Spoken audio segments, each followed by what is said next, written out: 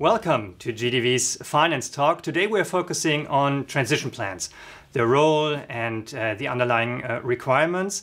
The discussion on transition plans and the transitional phase goes hand in hand with the topic of sustainability and sustainable finance.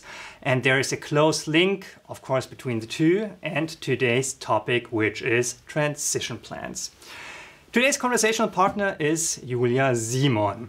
Julia Symon is working with Finance Watch.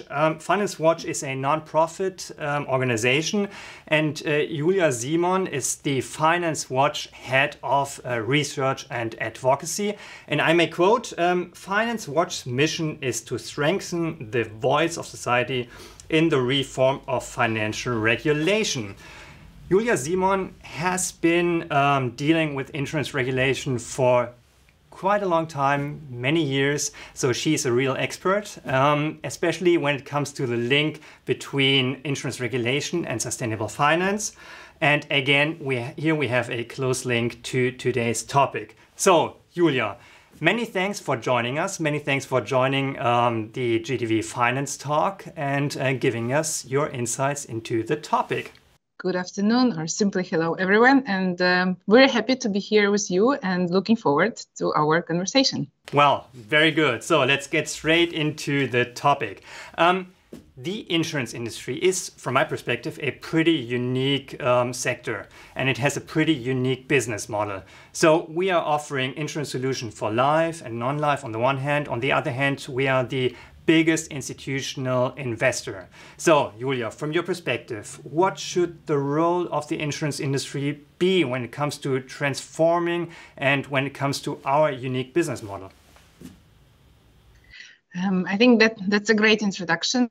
And obviously, as important institutional investors, as you said, Götz, but also as enablers of many economic activities by the fact that insurers provide underwriting coverage, but also as risk mitigation mechanisms in themselves, because they provide coverage for unexpected losses in the economy and also in people's lives. Insurers' role gets ever more important in the course of the transition. We all know, and it's being discussed very widely these days in the European Union, that the costs of financing transition or the needs of financing transition are enormous.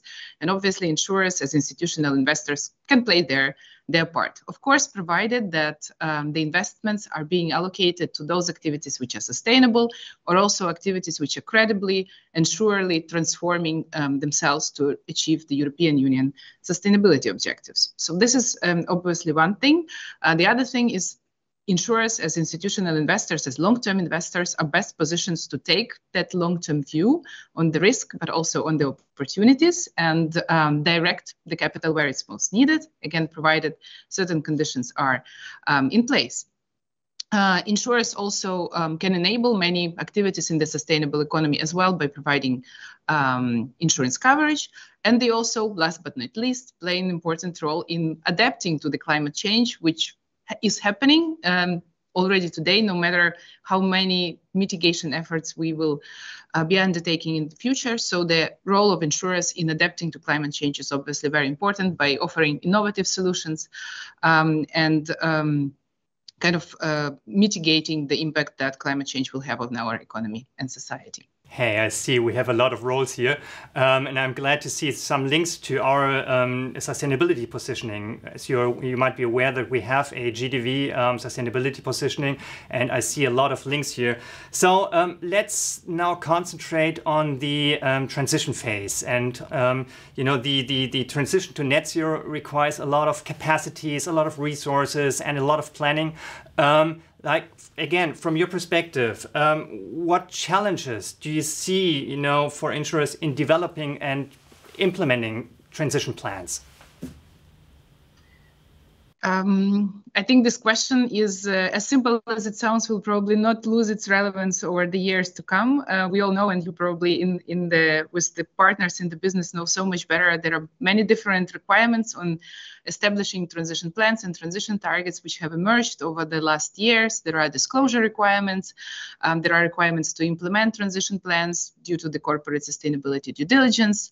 law, there are also prudential transition plan requirements which focus on the risk. And of course, all of them interact with each other. And I think there is a challenge in itself is to understand these interactions, to understand and navigate the different scopes, the different perspectives, the different implementation timelines of all these requirements. But fact is, insurers are subject to the obligation to establish, to implement transition plans, and supervisors will be looking at those plans. And I will kind of throw a few points out in there, which we think are very important to make sure that these transition plans are really become effective tools to facilitate the transition rights, and also for the insurers to fully exercise their leverages of influence that they have, that we've just named, but also to be able to navigate a lot of risks which climate change poses to the insurers' business model themselves, because we see that climate-related events become more frequent, they become more severe, certain products become simply not commercially viable, certain regions, certain assets become uninsurable, which all represents, I guess, a challenge. And again, I think you will know it much better than myself. So the first thing that I would like to name in terms of challenge is balancing the perspective of an entity view and the whole economy view.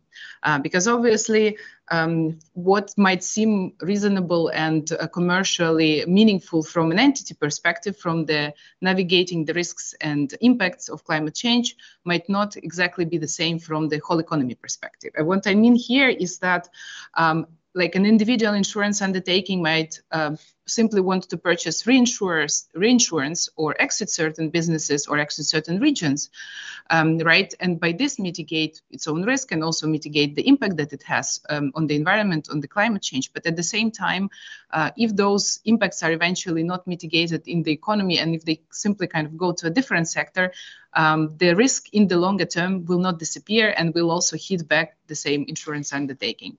So this is, I think, something that is very well reflected in the discussions we've been having in the EU about single versus double materiality perspective on looking at transition planning and overall on setting of transition objectives, which might seem like they kind of are a little bit at tension in the short term, but in the long term, obviously they are clearly not.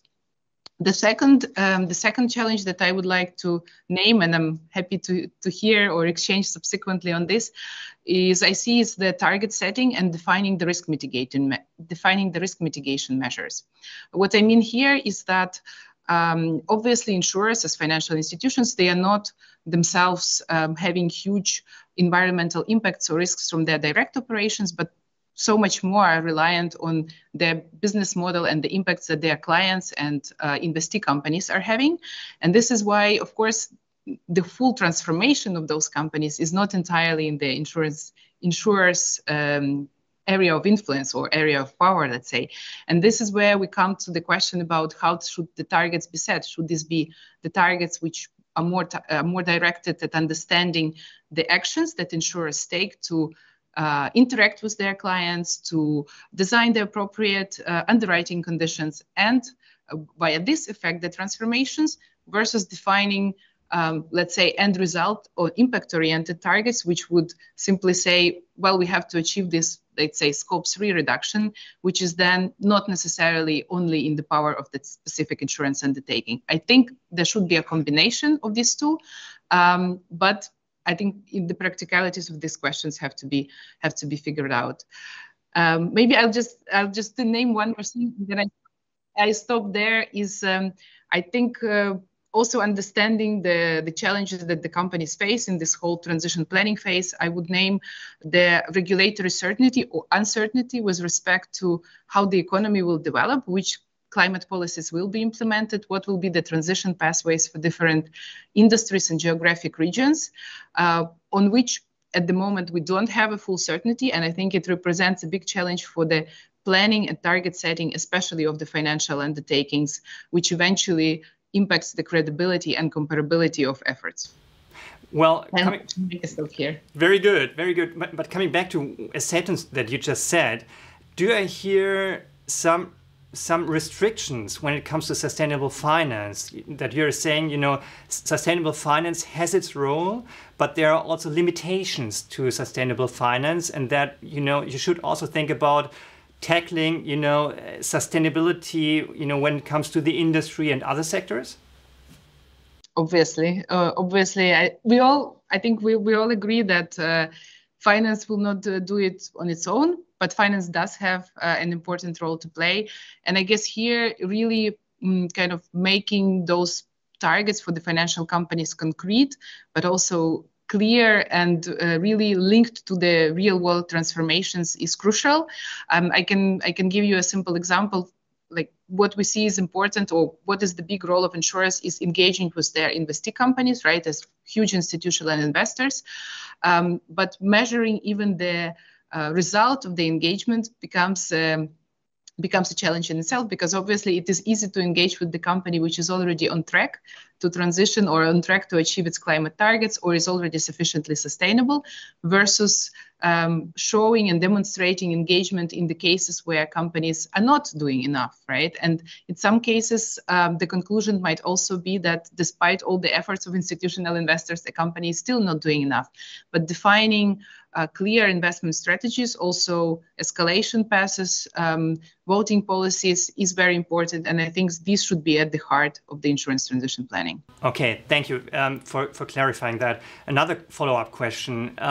Would you say that transition plans should have an inside-out plus an outside-in perspective? Double materiality? Yes, definitely. The same transition plan?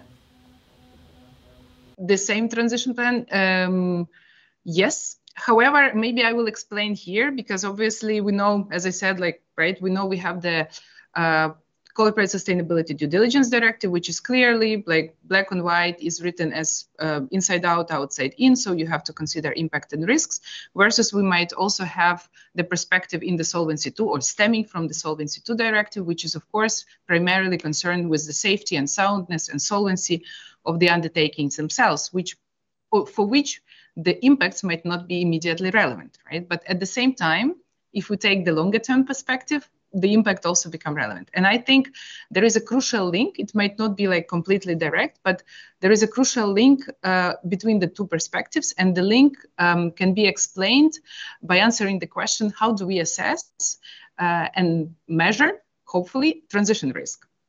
So if we say that prudential transition plans are primarily concerned with the risk perspective and the impact of climate change on the solvency of insurance undertakings, we still need to be very clear about identifying, measuring, mitigating, or simply keeping, provided we have the capacity, those risks. And once we start kind of unpacking the question of how to measure this transition risk, we will come to the conclusion that at the moment, there isn't a kind of a set or standardized approach for looking at that risk. And in our view, exactly looking at the difference or the deviation between a transition plan, which would be compliant with the European climate objectives, and a transition plan as it is, would exactly offer a perspective into how much of transition risk is still there in the portfolio.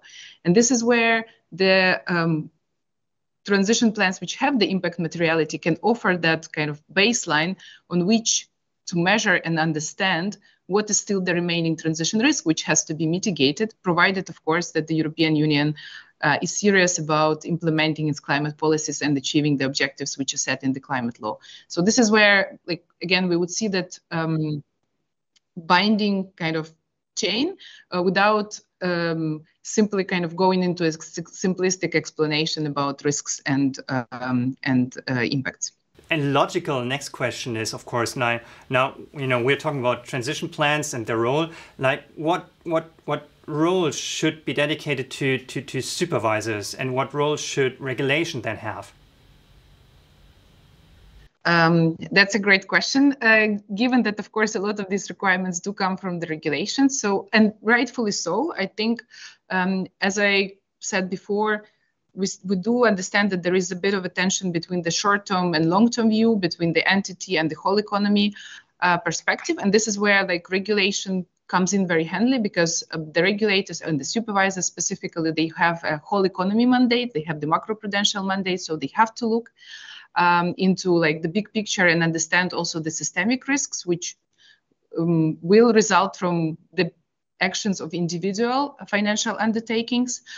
So at the moment, the regulators and the supervisors, they have an important role to clarify a lot of these obligations, to clarify also how different regulatory pieces will belong together, how they will interact. Also, obviously, we are all interested in avoiding kind of duplications, avoiding kind of similar requirements, which will simply lead to controversies, which will not help undertakings in their day-to-day business activities, but which will also detract eventually from the credibility of the effort. So this is I think a very, very important role. The regulators, in a larger sense, would be ideal, of course, if they also provide a bit more of planning certainty with respect to specifying the policies which they intend to undertake, which would give them certain transition pathways for different industries on which then financial undertakings can base their analysis. The supervisors now, especially after the review of the Solvency II, or because of the review of the Solvency II, have the important task to specify requirements on prudential transition plans and make sure that these transition plans are really used as intended as risk management tools, meaning fully integrated into the system of risk management, into the system of governance, into the remuneration requirements, so that the actions really bring certain real economy risk mitigation.